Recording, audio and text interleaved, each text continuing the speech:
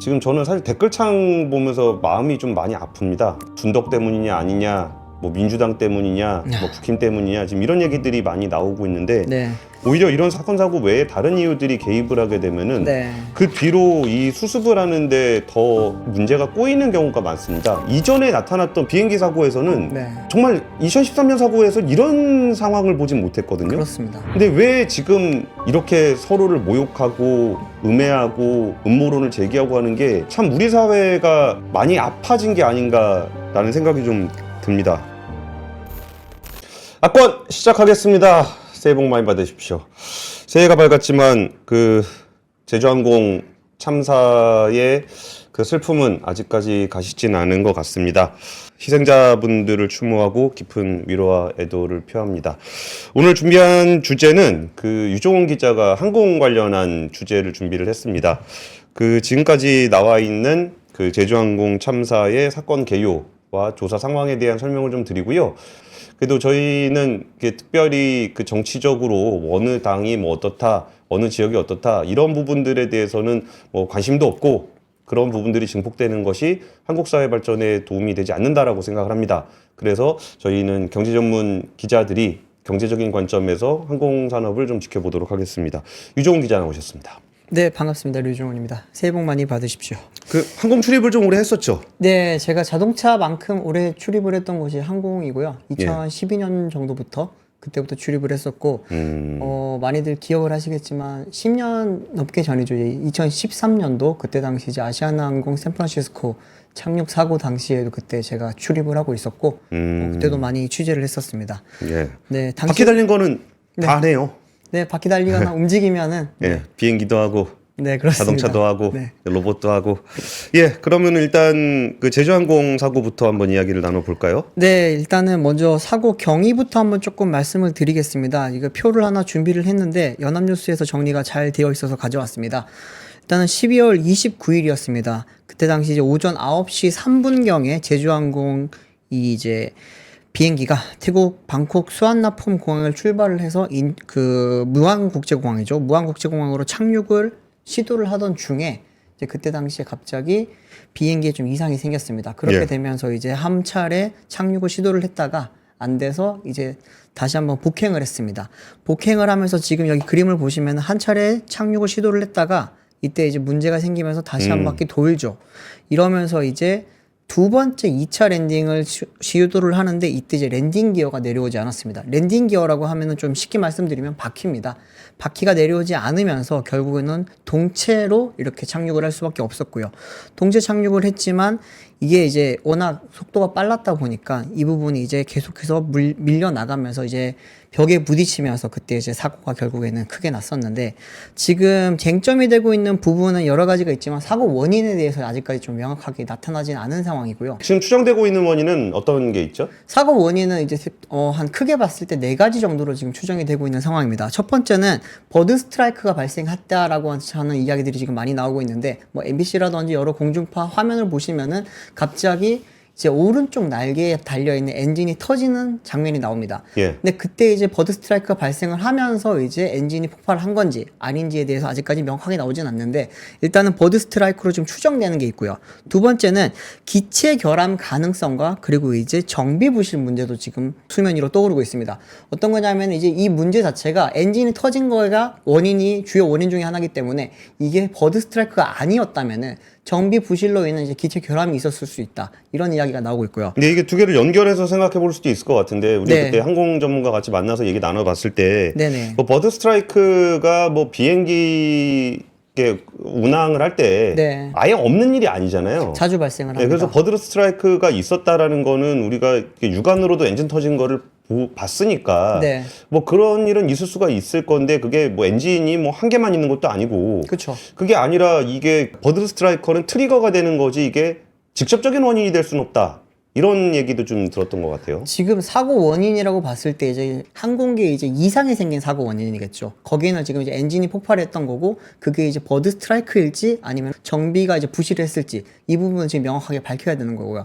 또 하나는 이제 사고가 대형 사고로 커지게 된 원인은 지금 이게 과연 무안국제공항에 있는 둔덕 때문인 건지 아니면 다른 원인이 있는 건지에 대한 이야기가 나오고 있습니다. 네, 그 두 가지는 설명해 주셨고 네. 세 번째가 그 둔덕 문제인가요? 네, 둔덕 문제입니다. 둔덕 문제 같은 경우에는 지금 이제 로컬라이저라고 하는 거기에 보면은 장치라고 하긴 그렇고 그 구조가 있습니다. 구조물이 있는데 이게 그 콘크리트 벽으로 만들어지면서 박으면서 대형 사고를 뭐 발생시켰다라고 하는 이야기가 나오는 겁니다. 이제 연합뉴스에서 만든 이제 그래픽 자료를 한번 보시면은 여기 이제 충돌을 한다고 하면서 여기 이제 2m 정도의 콘크리트 구조물이 지금 이 토사 안에 감춰져 있었다는 겁니다. 이제 박으면서 이 사고가 커졌다라는 하는 지금 이야기가 많이 나오고 있는 거고요. 근데 저거를 왜 저런 거를 만들어 놓는 거예요? 항공기가 착륙을 할 때는 여러 가지 도움이 필요합니다. 여기에 대해서는 좀 자세히 설명을 드리면은 계기 착륙 장치라고 하는 게 있습니다.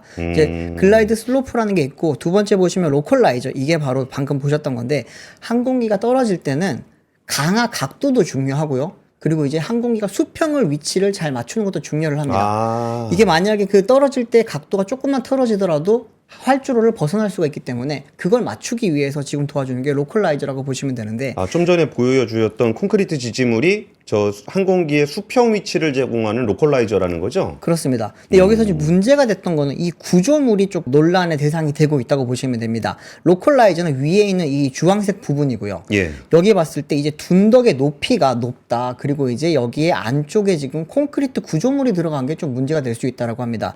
이거 같은 경우에는 다른 공항이랑 좀 비교를 해봤을 때 다른 공항 같은 경우는 활주로 지면과 거의 그 같은 높이도 있고요. 0.7m도 있고 2m도 있고 이렇기는 한데 대부분이 같은 높이에서 좀 많이들 만든다고 합니다. 해외 공항 같은 경우에는요. 그러다 보니까 이제 영국의 한 항공 전문가 같은 경우에는 이거 만든 설계 자체가 굉장히 좀 위험 요소로 작용할 수 있었다라고 지금 비판을 많이 하고 있고요. 또 하나는 둔덕에 대한 이야기도 있습니다. 여기에 콘크리트가 아니라 이건 언제든지 박았을 때 다 뚫고 지나간다든지 부서질 수 있는 그런 구조물로 만들어져야 되는데 콘크리트로 강력하게 여러 가지 기둥을 막 박아서 이렇게 만들다 보니까 이번 참사가 좀 대형으로 이루어지게 된 또 그런 원인 중에 하나라고 지금 이야기가 나오고 있습니다. 또 하나는 이제 활주로 이야기도 있습니다. 활주로 이야기는 좀 간단하게 말씀을 드리면은 지금 첫 번째 보시면 첫 번째 착륙을 할 때 이쪽 방향으로 하죠. 쉽게 말하면 북쪽 방향으로 지금 처음에 착륙을 시도를 합니다. 예, 예. 그러다가 돌아오면서 이제 남쪽 방향으로 왔잖아요. 이 활주로의 총 길이가 2.8km입니다. 그런데 지금 만약에 북쪽 방향으로 이게 그 착륙을 했다면 2.8km를 다 활용을 할 수가 있습니다. 그런데 반대 방향으로 내려올 때는 지금 2.5km밖에 활주로를 사용을 하지 못한다고 합니다. 300m를 짧게 사용을 해야 된다고 하는데 그 같은 경우에는 이제 무안공항이 지금 활주로가 상대적으로 조금 짧다 보니까 3.2km로 지금 활주로 연장 공사를 하고 있었습니다. 연장 공사를 하던 그 장소가 바로 이제 이쪽 북쪽 방향에 있다 보니까 이번에 300m 가량 좀 짧게 쓰면서 사고가 좀 커졌다라고 하는 이야기도 나오는데 오늘 보도를 보니까 이제 이 부분은 직접적인 원인이 되기는 좀 어려울 것 같다라고 하는 국토부 조사 결과가 나오기도 했습니다. 어쨌거나 지금 무안공항의 로컬라이저 구조에 대한 이야기가 계속 나오고 있는데 이게 다른 공항에도 다 있는 거고요. 제가 이제 보니까 네이버 거리뷰로 한번 확인을 해봤더니 여기 보이는 게 지금 뭐냐면은 글라이드 슬로프라고 하는 겁니다.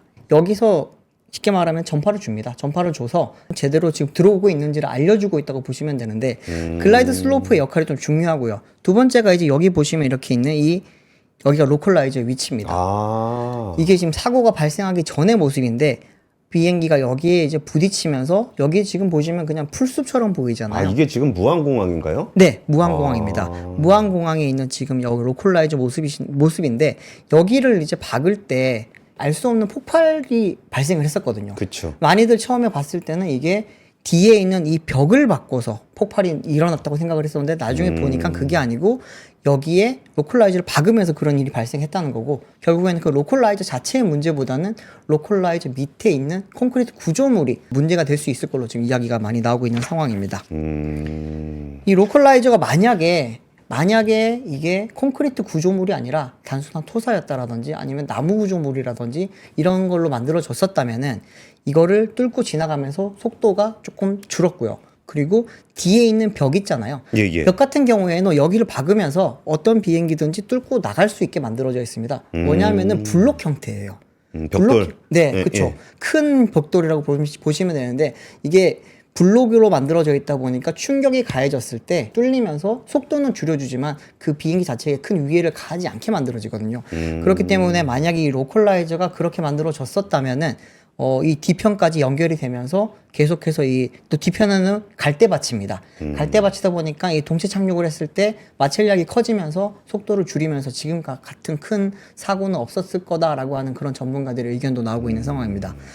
알겠습니다. 이게 뭐 사실 하나하나의 요인들 자체가 원래 그 저런 얘기가 있잖아요. 항공기 사고 같은 큰 사고들은 네. 특정한 하나의 이유로 발생하지 않는다. 그렇습니다. 이게 하나하나의 어떤 문제들이 누적이 된 결과물로서 이제 사고가 발생한다라고 해서 정말 딱 이것 때문에 그렇다라고 할 수는 없을 거예요. 만약에 네. 그거 하나가 문제였다 그러면은 뭐 그런 거 하나하나를 뭐 규정도 그렇게 안 만들어 놨을 거고 네. 뭐 그럴 건데 그럼 우리가 한번 돌아봐야 되는 것은 그러면은 이 항공기 사고가 좀 어떤 식으로 좀 발생을 했었는가에 네. 대한 그 좀 사례들을 보다 보면 아 이런 부분들은 좀 보완을 더 했었어야 되는 거 아닌가라는 생각을 할 수도 네. 있을 것 같은데요. 그 국내의 뭐 다른 사고와 비교를 해보자면 좀 어떤 사고가 좀 있었을까요? 이번에 취재를 하다 보니까 이제 우리가 알고 있는 총 이런 항공기 사고가 한 190여 건 정도 지금까지 발생을 많이 했었고요. 주요 사고로 봤을 때는 한 30여 건 정도로 지금 추리수가 있었습니다. 그 중에서 이번 사고가 이렇게까지 지금 크게 이슈가 되는 거는 사망자 수가 굉장히 많아서입니다. 예. 네. 일단은 1983년도 9월 1일 이거 많이들 기억을 하실 텐데 소련 사할린 모네로섬 상공을 이제 지나가다가 갑자기 격추를 당하면서 그때 당시에 탑승을 하고 있던 269명의 탑승자가 전원 사망했던 그런 사고가 있었죠. 저건 소련 군에서 격추를 시킨 거죠? 그렇습니다. 예. 이거 이제 그래픽으로 만들어 놓은 게 있어서 하나 가져와 봤는데요.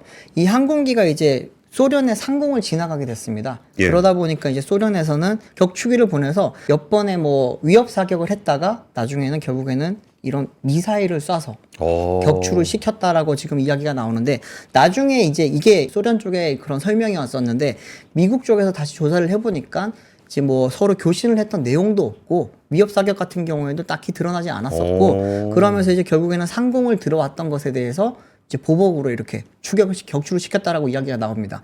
거기에는 이제 뭐 그 미국과 소련이 당시에 굉장히 냉전 상태로 안 좋았었는데 미국의 이제 그 여객기를 개조를 시킨 그런 정찰기가 여러 번 소련의 상공을 왔다 갔다 하는 일들이 많았다고 합니다. 그래서 이번에도 이제 같은 걸로 봤었고 이제 꼬리 날개에 달려 있었던 칼기의 마크 자체도 가짜로 그렇게 판단을 하고 격추를 시켰던 걸로 그때 당시 이제 조사 결과로 나왔었습니다. 한번 보시면은 이게 점선이 원래는 가야 되는 그 이제 항로죠. 예, 예. 그런데 실제로 이 항공기가 갔던 항로는 이랬습니다. 쉽게 말하면은 조금 틀어지면서 소련의 상공을 이렇게 지나갔던 거죠. 사할린 쪽을 지나가게 되는군요. 네, 그러면서 여기서 이제 격추가 됐던 사고라고 보시면 될 것 같습니다. 두 번째로 이제 컸던 사고는 이제 괌 많이들 기억하시죠? 괌 이제 추락 사고인데 말 그대로 조종사의 좀 과실이 많이 컸었던 거죠. 이제 니미츠엘에 있었던 그 구조물을 잘못 판단을 해가지고 결국에는 이제 추락을 했던 사고입니다. 이거 같은 경우에도 지금 보시면은 222명이 사망을 했고요. 생존자가 그래도 26명 정도가 있었습니다. 사고 사진을 보면은 이렇게 좀 처참한 현장이 있었던 걸로 나타났습니다. 여기서 20명 이상이 생존했다는 것도 네, 좀 오히려 그렇습니다. 다행이라면 다행일 수도 있는 네. 그 정도의 사고였네요. 네, 그리고 나서 다음으로 큰 사고가 이제 이번 사고였고요. 이번 사고 같은 경우에는 현재 지금 아직까지 사고 원인이 나타나지 않은 상태이기 때문에 제 조사 중이라고 지금 이야기를 했고, 그 다음에 이제 그 남현이 그 난파 이른바 공작원이었죠. 칼기 폭파 사건이라고 네. 부르는 사건이죠. 맞습니다. 이제 폭탄 테러로 인했던 그걸로 이제 그 사고로 탑승자 115명이 전원 사망했던 사고가 있었고, 저 어렸을 때 저 마유미 사건이라 그랬었던 것 같은데. 아, 그쵸. 근데 이 사건은 좀 음모론도 되게 많았던 것 같습니다. 당시에 그 마유미 씨가 결국은 그 당시에 안기부에서 네. 계신 분하고 또 결혼을 해서 현재도 생존, 그러니까 잘 살고 계시잖아요. 맞습니다. 네. 그러다 보니까 이게 뭐 이런 사고 너무 많은 사람들이 사망한 사건이라 별로 음모론을 얘기하고 싶진 않습니다만 네. 그 당시에 이제 북한의 폭탄 테러로 나타났던 사건이죠. 그렇죠. 예, 예. 실제로 그때 이제 교사 결과가 나왔을 때는 남현희 씨가 난파 공장이 맞냐? 맞다. 그리고 이제 폭탄을 터뜨린 거 맞냐? 맞다라고 했는데 그러면 안기부의 자작극이냐? 아니면 뭐 다른 이야기들에 대해서는 뭐 딱히 나온 게 없었다고 보시면 될 것 같습니다. 그리고 이제 김포국제공항에서 그때 이제 89년도 때 떨어졌던 이제 더글라스 호라고 하죠. 이게 당시에 한 79명 정도의 사망자가 있었고 이때는 그래도 생존자가 좀 많았습니다. 이거 역시도 조종사의 좀 과실이었고 2013년도 7월 7일이었죠. 이제 미국 샌프란시스코 이제 아시아나항공 같은 경우에는 저 사건은 기억납니다. 네, 저희가 이제 최근에 이거 같은 경우에는 사망자가 3명밖에 없기는 했지만 근데 이제 이 3명밖에 사망이 안 할 수 있었던 거는 당시 굉장히 좀 대처가 좋았던 걸로 지금 많이들 나왔고요. 저도 그때 당시 이제 출입을 하고 있었는데 7월 7일이 일요일이었어요. 일요일 날 아침에 갑자기 이제 외신 소보들이 뜨면서 막 준비를 해서 오세동을 갔던 기억이 있는데 아시아나항공 승무원들이 굉장히 좀 대처를 많이 잘했었던 걸로 지금 나타나고 이거 역시도 좀 조종사 과실이었습니다. 그때 이제 그 강하 각도와 그리고 이제 그 고도 유지를 조금 잘못했던 거죠. 그러다 보니까 이제 고도가 너무 낮다고 해서 다시 올리면서 꼬리날개가 활줄에 부딪히면서 사고가 발생했던 건데 이 사고가 아시아나항공의 향후에 이제 그 기업 가치와 이미지에 굉장히 좀 큰 타격을 주면서 경영 어려움까지 연결됐던 걸로도 지금 많은 분들이 해석을 하고 있는 사고라고 보시면 될 것 같습니다. 예, 사실 항공기 사고가 굉장히 무섭죠. 네. 워낙 사망자가 발생할 확률이 워낙 높아서 무서우면서도 네. 사실은 건수를 이제 뭐 교통사고 비교하면 안 되겠지만 네. 교통사고 비교했을 때는 항공사고가 훨씬 적긴 합니다. 그렇죠. 그렇기 때문에 한 번만 발생을 하더라도 그 항공사의 어떤 책임은 굉장히 무겁게 지게 되는 그런 사고였는 것 같은데 저도 2013년 당시에 저는 여기 항공 출입은 아니었는데 네. 그때 굉장히 분주하게 있었고 주변 분들이 그때 거기에 좀 탑승하셨던 분들도 계시고 뭐 그래가지고 네. 굉장히 분주했던 기억이 납니다. 그래도 이게 사망자 3명이 적은 숫자는 아닌데 그 생존자 304명이라는 숫자가 그 당시에는 훨씬 더 맞습니다. 좀 우리에게 안도감을 줬던 그런 네. 사건인 것 같습니다. 그럼에도 불구하고 아시아나항공이 그때 당시에 굉장히 큰 이미지 타격을 받았던 게 결국에는 이제 이런 착륙 사고를 낸 항공사라는 그런 이미지가 생기면서 장거리를 가시는 분들이 좀 많이 좀 꺼려하게 됐던 계기가 됐기도 합니다. 예, 그리고 또 금호그룹이 그 당시에 또 되게 어려웠어요. 네, 예, 그러면서 맞아요. 아시아나항공을 이제 운영할 만한 자격이 있냐, 네. 역량이 있냐 이런 문제들도 있었고 결국은 이제 산업은행으로 넘어가는 그런 과정도 이어지게 됐었던 것 같습니다. 네. 근데 이게 네. 어떻습니까? 이게 지금 우리나라에서 발생했었던 대형 사고인데 네. 꼭 대형 사고가 아니더라도 그 항공기가 자주 지연되거나 그런 일들은 굉장히 많죠. 맞습니다. 네. 지연 같은 경우에는 뭐 사실 국내 항공사들은 많이 발생하지 않는다고 하지만 그래도 연간 수백 건 정도가 지금 발생을 하고 있다고 보시면 되고요. 해외에서는 뭐 지연은 그냥 일상처럼 많이들 받아들이고 있는데 국내에서는 그만큼 이제 국내 항공사들이 스케줄 관리를 잘하고 있다 보니까 좀 잘 대응을 하고 있다라고 하는 이야기가 나옵니다. 근데 거기에는 이제 대형 항공사 중심으로 이루어지는 스케줄 관리 노하우가 LCC로도 연결된 덕분이긴 한데요. 최근 들어서는 이제 LCC에서는 반대적인 이야기들이 많이 나오고 있습니다. LCC가 결국에는 이제 말 그대로 저비용 항공사잖아요. 그러면은 항공권 비용만 저비용이 아니라 운영하는 데도 비용을 최소화시켜야 되는 그런 구조를 가지고 있습니다. 그러다 보니까 이제 뭐 적은 항공기를 그리고 이제 많은 노선에 돌리면서 최대의 효율을 만들어내야 되는 건데 이번 항공기 역시도 조금 거기에 대한 문제가 좀 많이 지적을 받고 있는 상황입니다. 제가 제주항공 이번 사고기였던 HL8088기의 좀 사고 전 운항 기록을 한번 가져와 봤는데요. 예. 이거는 이제 플라이트 트레이더라고 하는 그 사이트에서 제가 한번 뽑아왔습니다. 보니까 좀 믿을 수 없을 정도로 많이 다녔습니다. 어이구. 이틀 동안에 5개국에서 14번의 운항을 했거든요.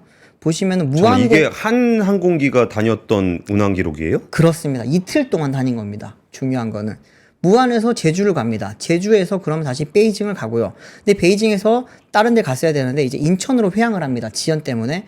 인천에서 다시 베이징을 갑니다. 근데 베이징에서 다시 제주를 오고요. 제주에서 무안을 오고 무안에서 코타키나발루를 가고 코타키나발루에서 다시 무안을 오고요.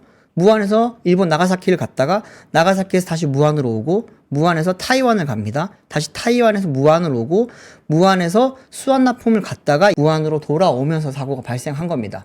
많이들 이걸 보시면서 좀 믿을 수 없을 정도의 스케줄로 이야기를 하거든요. 와, 이렇게 네, 말이 안 나올 아니, 정도입니다, 사실. 노선 버스도 이렇게까지 빡빡하게 운행을 하지는 않을 것 같은데요. 네. 근데 그러다 보니까 이제 그 정비에 대한 이야기가 계속해서 나오는 거고, 제주항공 쪽에서는 이야기를 하는 것이 이제 한번 내렸다가 다시 뜨기 전에 필수적으로 해야 되는 그런 이제 필수 점검은 계속해서 완료를 했다. 그렇기 때문에 정비 그 부실로 이야기를 하는 거는 어렵다라고 지금 이야기들을 하고는 있긴 합니다. 그럼에도 불구하고 계속 이런 정비에 대한 이야기가 나오는 게, 제주항공이 좀 그 항공기 대비 정비사 수가 확실히 그래도 FSC라고 하는 이제 대한항공이라든지 아시아나 항공에 비해서 좀 많이 적습니다. 이 부분 같은 경우에 한번 좀 비교를 좀 해보시면은 현재 제주항공이 42대의 항공기를 보유를 하고 있는데 정비사가 470명입니다. 그러면은 한 대당 정비사를 투입을 할 수 있는 게 11.2명이라고 보시면 됩니다. 위에 있는 대한항공 같은 경우에는 18.6명, 아시아나항공은 16명입니다. 근데 이게 제주항공만의 문제라고 보기가 힘든 게 티웨이도 지금 11.5명이죠. 그리고 이제 진에어는 10명, 에어부산은 8.8명, 그리고 이제 이스타는 8.9명, 에어서울은 4.3명 뭐 이렇게 되어 있습니다. 그러니까 이게 제주항공이 대한항공이나 아시아나항공에 비해서 정비사 수가 적은 것도 눈에 띄는데 네. 그 LCC 치고는 적은 숫자가 아니라는 게 오히려 더 눈에 들어오네요. 굉장히 좀 무서운 이야기라고 볼 수 있습니다. 이걸 보시면 이제 다들 제주항공과 티웨이를 좀 많이들 이야기를 합니다. 왜냐하면은 진에어, 에어부산, 에어서울 같은 경우에는 결국에는 대한항공, 아시아나가 통합을 했을 때 통합 LCC로 묶일 거고, 그렇게 되면은 대한항공과 아시아나항공의 정비 능력을 같이 활용을 할 수 있기 때문에 크게 문제가 안 될 수도 있다라고 하는 이야기도 나옵니다. 그런데 이제 제주항공과 티웨이, 뭐 이스타항공 이런 같은 경우에는 자체적인 능력이 거의 없다고 보시면 되고, 그리고 이제 국내 이제 KAEMS, 캠스라고 하는 게 있습니다. 그 회사는 이제 카이의 자회사인데, 한국항공우주. 네, 그렇죠. 예, 예. 한국항공우주의 자회사긴 한데 한국공항공사, 경남은행, 부산은행, BNK 뭐 여러 항공사들이 이렇게 돈을 출자를 해서 만든 MRO 전문 회사입니다. 공동정비 회사네요. 그렇습니다. 여기 또 제주항공은 주주이기도 합니다. 그렇기 때문에 여기서 이제 좀 캠스에서 이 부분에 대해서 LCC의 그런 MRO를 많이 맡아줬어야 되는데, 이번에 김입의 제주항공 대표이사 말에 따르면은 캠스는 슬롯이라든지 도크가 굉장히 좀 적다 보니까 이게 우리가 원하는 만큼의 MRO를 다 못 해줘서 한 70%는 지금 해외 MRO를 맡기고 있다고 합니다. 그러다 보니까 이제 좀 중정비가 필요할 때 있잖아요. 큰 예. 정비가 필요할 때는 결국에는 제대로 이거를 대응이 못하고, 그러면서 이제 어떻게 보면 긴급조치 같은 것만 통해서 계속해서 돌리다 보니까 이런 문제가 누적해서 쌓여왔던 거고, 이게 지금 사고가 다시 한번 언제 다시 발생할지 모르는 상황이라고 지금 많은 전문가들이 이야기를 하고 있다고 보시면 될 것 같습니다. 저는 사실 이게 뭐 항공기 사고가 전 세계적으로 벌어지는 것에 대한 인식은 좀 이렇게 상대적으로 덜 느끼게 되는 게 네. 우리가 외국 항공사를 타보면 네네. 지연도 정말 많이 되고, 그렇죠. 서비스도 뭔가 우리나라보다 좀 체계적이지 않은 것 같기도 하고, 네. 뭐 이게 한국에서 보는 거니까 외국 사례가 당연히 많을 수밖에 없을 것 같긴 한데, 네. 이게 외국 사례들은 좀 어떻습니까? 외국 사례를 할 때 제일 대표적으로 이야기하는 게 이제 테네리프 사고라고 있습니다. 이제 77년도 때 이제 스페인령 카나리아 제도의 테네리프 섬에 이제 로스 로데오스 공항에서 발생했던 건데, 좀 쉽게 설명을 드리면은 네덜란드의 KLM 항공사가 있습니다. 그리고 이제 미국의 페남 항공사 있죠. 예. 그 항공사에 이제 보잉 747 여객기가 두 항공사 여객기가 이제 이륙을 하는 과정에서 신호 이상으로 서로 이제 이륙하다가 지상에서 부딪혔습니다. 아, 항공기 두 개가 부딪혔다고요? 네, 부딪혔습니다. 충돌 사고가 났다고요? 충돌 사고가 났습니다. 이렇게 되면서 583명의 사망자와 61명의 부상자가 발생이 됐고요. 근데 이게 단순히 그냥 사고로 발생해서 많은 분들이 뭐 사망을 했던 걸로 끝난 게 아니라 향후에 이제 페남 항공사의 경영 부실까지 이어졌던 그 주요 원인 중에 하나로도 굉장히 꼽히고 있는 그런 사고입니다. 또 하나는 이제 일본의 잘기 있잖아요. 일본항공. 예. 일본항공 같은 경우에도 이제 1985년도 8월 12일에 도쿄에서 출발했던 보잉 747 기체 이상으로 추락을 하면서 520명이 사망을 했던 사고가 있었습니다. 이 대형 참사 때문에 일본항공 같은 경우에도 한동안 굉장히 좀 어려움을 많이 겪었었고요. 결국에는 이제 항공기 사고라는 게 인명피해도 굉장히 크지만 이제 항공사 입장에서는 그 이미지 이미지가 굉장히 좀 중요한데 그런 부분에 좀 크게 타격을 주는 거고, 대한항공 같은 경우에도 아까 말씀드렸던 사고 중에 한 사고 때문에 스타 얼라이언스에 이제 가입을 못하게 됐던 원인이 되기도 했습니다. 그 사고가 뭐냐면 이제 아까 제가 두 번째 말씀드렸던 괌잖아요. 예, 괌 예. 사고. 이때 좀 많이 이미지가 안 좋아지고 스타 얼라이언스 못 들어가면서 나중에 스카이팀을 만드는 또 계기가 되긴 했었는데, 이런 부분이 사고가 하나 둘씩 쌓이면서 이제 회사의 그 뭐라 그럴까요? 경영 상황까지 크게 영향을 주다 보니까 단순히 그냥 뭐 사회부 사건으로만 볼 게 아니라 경제 산업 쪽에서도 굉장히 큰 영향을 미칩니다.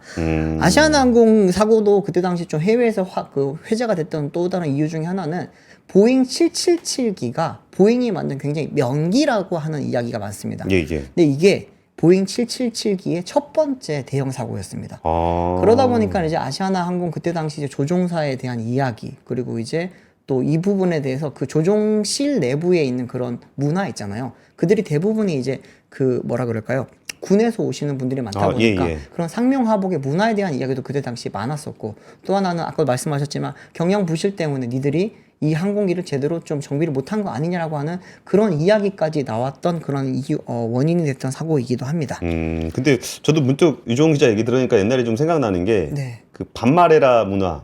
그렇죠. 그러니까 그게 우리가 하도 존댓말을 하니까 네. 그 부기장이 뭔가 좀 문제가 있다라고 생각을 하더라도 좀 넘어가는 경향이 있어서 그런 사고를 거치면서 이렇게 그때 저기 있었잖아요. 그 뭐라 그러죠? 그 대화 내용이 한번 공개가 됐는데 블랙박스에서 예, 굉장히 좀 강압적이고 뭐 맞습니다. 그런 문화가 좀 있었다 그래가지고 네. 그 문화 바꿔야 된다는 얘기도 그때 한참 많이 했었던 것 같긴 하네요. 네. 근데 우리가 이제 아까 얘기했던 거죠. 결국은 이런 사고를 그러니까 방지하기 위해서는 네. 다양한 노력들이 좀 필요하기도 하겠지만 이게 경제적인 측면에서 보자면 아까 정비 문제를 네. 조금 더 신경을 써야 되지 않을까 싶은데 아무래도 항공사들이 그렇게 미래 성장 산업은 아니라서 이렇게 돈을 많이 벌지는 않잖아요. 그렇습니다. 그러면 상대적으로 이제 비용을 줄이기 위한 노력들이 결국 정비 쪽의 부실로 이어질 수도 있을 것 같은데 이게 뭐 우리나라만의 문제인가요? 아니면 우리나라 문제는 좀 어느 정도 수준이라고 봐야 될까요? 우리나라가 확실히 정비 인력이 적습니다. 지금 아까 잠깐 보여드렸던 이 항공사 정비 능력 다시 한번 좀 보시면은 대당 정비사 수가 해외랑 비교를 했을 때 뭐 미국과 비교를 하면은 뭐 4분의 1 수준도 안 되는 상황이라고 좀 보실 수도 있고요. 특히나 이제 LCC들이 굉장히 적은 게 좀 큰 문제입니다. 이게 LCC 입장에서는 노선을 하나를 띄울 때마다 늘릴 때마다 항공기를 사실 늘리는 게 아니라 운항 승무원이랑 그리고 이제 객실 승무원만 많이 늘리고 있는 상황이라고 보시면 됩니다. 그리고 이제 그러다 보니까 정비사를 더 뽑거나 정비 능력을 위해서 지출할 수 있는 비용을 더 많이 늘리지를 못해요. 제주항공은 그래도 많이 쓰는 편이거든요. 작년, 올해 계속 지금 5천억 원 이상의 지금 MRO 비용을 책정을 해놓고 있긴 합니다. 그런데 이게 다른 항공사, 티웨이라든지 진에어, 에어부산, 이스타항공 이들과 비교했을 때 월등히 높은 수준이거든요. 또 이제 매출액 대비 정비의 그런 이제 배정 비율을 봤을 때도 제주항공이 LCC 대비로 봤을 때는 낮은 편이 아닙니다. 그럼에도 불구하고 이런 대형 항공 사고가 났다라는 거는 다른 항공사들도 지금 큰 문제가 발생할 위험이 굉장히 높다고 좀 볼 수 있는 거고, 이제 국토부 쪽에서도 계속 이야기가 나오는 게 매년 항공 안전백서를 발행을 합니다. 국토부에서 발행을 하는데 이걸 볼 때마다 이제 LCC에게 계속 정비 능력을 강화를 해라고 공고를 할 수는 있지만 이거를 뭔가 하나의 커트라인을 만든다든지 뭐 규제안을 만들어서 할 수가 없다 보니까 이 부분에 대해서 좀 많이 우려를 하고 있는 이야기가 나오고 있고요. 또 에어프레미아를 조금 말씀드리고 싶었던 게, 에어프레미아는 뭐 하이브리드 항공사라고 해서 요즘 새로 좀 많이 뜨는 항공사잖아요. 예. 그런데 여기 보시면은 대당 정비 대수가 굉장히 적습니다. 에어프레미아는 지금 더군다나 장거리의 노선을 많이 띄고 있죠. 예. 국내에서 미주 노선 이제 을 많이 받아가서 뛰고 있는 상황인데, 기령이 3.3년으로 굉장히 새 비행기다 보니까 아직까지는 큰 문제가 발생을 하고 있지는 않지만 나중에 큰 문제가 발생할 가능성이 굉장히 높아질 수 있다라고 하는 게 정비 능력을 굉장히 좀 많이 보완할 필요가 있다라고 하는 이야기도 나옵니다. 그러게요. 이게 아무래도 새 비행기다 보니까 네. 이게 뭐 지금 당장 크게 문제될 부분이 상대적으로 적을 수는 있는데 네네. 그래도 이제 그게 정비에 대한 스케줄 같은 게 이제 하루 이틀하고 많은 게 아니니까 그렇죠. 좀 체계를 좀 지금부터라도 철저하게 좀 만들어가는 것들이 좀 필요하지 않을까 싶습니다. 네. 저는 사실 이 사건들을 보면서 지금 저는 사실 댓글창 보면서 마음이 좀 많이 아픕니다. 네. 지금 댓글창에서 뭐 둔덕 때문이냐 아니냐 뭐 민주당 때문이냐, 뭐 국힘 때문이냐 지금 이런 얘기들이 많이 나오고 있는데 네. 오히려 이런 사건 사고에서 뭐 다른 이유들, 사건 사고 외에 다른 이유들이 개입을 하게 되면은 네. 그 뒤로 이 수습을 하는데 더 문제가 꼬이는 경우가 많습니다. 그렇습니다. 우리나라에서 이제 대형 사고가 발생을 하게 되면은 그 대형 사고에 대한 책임을 떠넘기는 과정에서 다양한 알력들이 작용을 하게 되고 네. 그 작용의 결과로 어떤 그 사고의 원인이 은폐된다거나 네. 아니면은 수습 과정에 차질이 생긴다거나 네. 아니면 그 과정에서 이제 불법적인 문제들이 많이 생깁니다. 그러면서 지금 나오는 댓글 등에 얘기하는 거는 그냥 뭐 댓글 쓰시는 분들이 하실 수 있을 거라는 생각이 들어요. 그런데 이런 중요한, 그러니까 엄청나게 중요한 사건이 벌어졌을 때는 네. 정말 이 부분을 좀 면밀하게 조사를 하고 네. 여기에 대해서 문제가 있어서 책임이 있는 사람들은 당연히 책임을 져야 되는 거고 그렇습니다. 그리고 그 책임과 어떤 사회의 인프라는 그 안에서 존재해야 된다라고 생각이 듭니다. 네. 그게 아닌 이유 때문에 뭐 다른 정치적 아니면 권력을 지향하기 위한 이유로 뭐 사건을 왜곡하고 권력을 잡기 위해 상대방을 공격하는 데 활용한다거나 네. 이런 모습들이 우리나라 사회에 너무나 만연해 버렸다라는 게 이전에 나타났던 비행기 사고에서는 네. 정말 2013년 사고에서 이런 상황을 보진 못했거든요. 그렇습니다. 근데 왜 지금 이렇게 서로를 모욕하고 음해하고 음모론을 제기하고 하는 게 참 우리 사회가 많이 아파진 게 아닌가라는 생각이 좀 듭니다. 저는 일단은 이거 보자마자 생각이 들었던 게 이제 아시아나항공 사고였고요. 그리고 이제 뭐 세월호 사고도 많이 떠올랐지만 항공사고라는 게 굉장히 빈도는 적습니다. 그런데 한번 발생을 하면은 대형 참사로 이어지다 보니까 항상 좀 많이들 조심을 해야 되는 거고요. 이번 사고 원인에 대해서 여러 가지 이야기들이 나오고 있기는 합니다만 조사 결과가 나오기 전까지는 알 수가 없는 거고요. 또 여기에 대해서 객관성을 굉장히 중요시하기 때문에 국내에서만 조사를 하는 게 아닙니다. 현재 미국에서도 지금 NTSB에서 들어와서 조사를 같이 하고 있고 보잉 쪽에서도 들어와서 이제 항공기의 기체 문제가 있는지 없는지에 대해서도 같이 살펴보고 있는 상황입니다. 그렇기 때문에 항공기 때문일지 아니면은 이 둔덕 때문일지 아니면 공항의 뭐 위치라든지 이런 게 문제일지에 대해서는 조금 더 지켜봐야 되고 아직까지 여기에 대해서 뭔가 음모론을 펼친다거나 뭔가 한쪽에서 입장에서만 이야기하는 거는 굉장히 위험한 이야기라고 보이고요. 저는 좀 돌아가신 그 기장님과 부기장님의 그 항공 동체를 착륙을 시켰잖아요. 그 결정하는 과정에서 굉장히 좀 많은 뭐라 그럴까 노력과 그리고 이제 많은 좀 책임감이 좀 있었다고 이야기를 들었습니다. 그렇기 때문에 이 동체 착륙 과정과 그리고 이제 하고 난 이후의 일에 대해서는 뭐 조금 더 분석이 있어야 되겠지만 그 착륙을 할 수 있도록 그 노력했던 부분만큼은 조금은 많이 인정을 해주셔야 되지 않을까 그런 생각이 듭니다. 또 하나는 이제 둔덕 이야기 계속 말씀을 하시는데 둔덕은 어떤 공항에도 있습니다. 어떤 공항에도 있는 거고요. 그 로컬라이저라는 게 있는 거기 때문에 그 만드는 과정에서 지금 어떤 문제가 발생을 했고 뭐 여러 지금 보도가 나오고 있지만 용역이 잘못됐다, 설계가 잘못됐다 이런 뭐 아니면 발주를 하면서 이제 승인이 잘못됐다 여러 이야기가 있는데 그런 부분은 다음번에 한번 지금 제대로 된 사고 조사가 나오고 난 뒤에 그 다음에 파헤쳐 봐야 될 문제일 것 같습니다. 알겠습니다. 오늘 제주항공 관련해서 그 우리나라의 대형 그 항공기 사고 그리고 해외 사례까지 좀 살펴봤습니다. 뭐 제가 괜한 소리를 했나 봅니다. 그 지금 뭐 댓글창에 많은 분들이 좀 불쾌감을 표시하고 계신데 뭐 불쾌하게 말씀을 드렸다면 좀 죄송하고요. 이런 사고를 이렇게 뭐 잘 수습하고 다시는 이런 사고가 발생하지 않도록 철저하게 준비하는 한편 이 안정화 관련한 산업들도 결국은 우리가 잘 해낼 수 있도록 산업 경쟁력을 높이는 과정도 필요하지 않을까 싶습니다. 지금까지 악권이었습니다.